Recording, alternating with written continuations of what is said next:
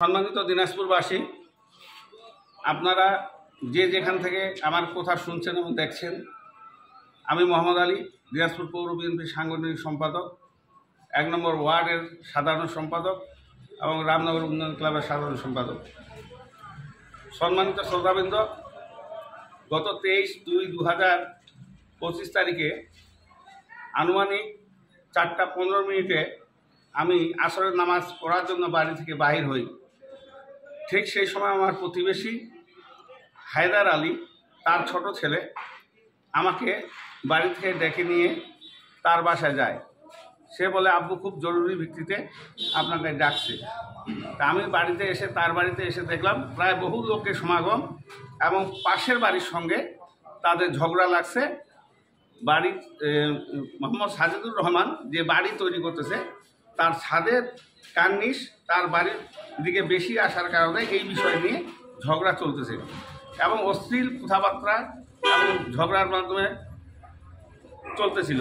তা আমি বিষয়টি উপস্থাপন করার জন্য পাশে একজন ব্যবসায়ী, নাম রফিক, তাকে আমি বললাম বিষয়টা কি। সে বিষয়টা আমাকে জানালো। তো বিষয়টা দেখলাম খুব একটা ক্ষুদ্র ব্যাপার, একটু জায়গার সীমানা নিয়ে। তো ঠিক ওই সময় আমি সাজেদুর রহমানকে বললাম, একটু দাঁড়াও তুমি, আমি একটু বিষয়টা বুঝি। সাজেদুর রহমান কোনো কিছু বুঝে ওঠার আগেই সে আমাকে বলতেছে, এই আপনি কে? আপনি এখানে কি শুনতে আসছেন? মিয়া, এখানে চাঁদাবাজি করতে আসছেন? অশ্লীল ভাষায় কথাবার্তা আমাকে শুরু করে দেয়। সেই সময় এই কথা শুনে উপস্থিত সবাই ছিল সেখানে। ছেলেটা এত বেয়াদব এবং নোংরা ভাষী যা কল্পনা করা যায় না। তো সে যখন আমাকে চাঁদাবাজ এবং অশ্লীল ভাষায় গালিগালাজ করে, তখন আমি উত্তেজিত হয়ে পাশের একটি খড়ির কারখানা থেকে একটা ছোট খড়ির ঠাল নিয়ে তাকে ছুঁড়ে মারি।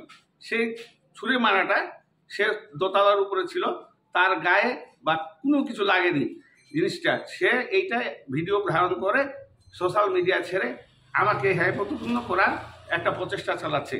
এর চেয়ে বেশি কোনো ঘটনা না। আমার সঙ্গে এই ঘটনার কোনো সম্পর্ক নাই। শুধু আমি এলাকাবাসী হিসাবে সে জিনিসটা জানতে যায়, সে উল্টা আমাকে আজে বাজে করে গালি দেয়। এটা আপনি কি চাচ্ছেন এখন? আমি যারা এই ভিডিওটাকে বিভিন্নভাবে কমেন্টস করেছেন, এটা হচ্ছে অরিজিনাল আসল ঘটনা।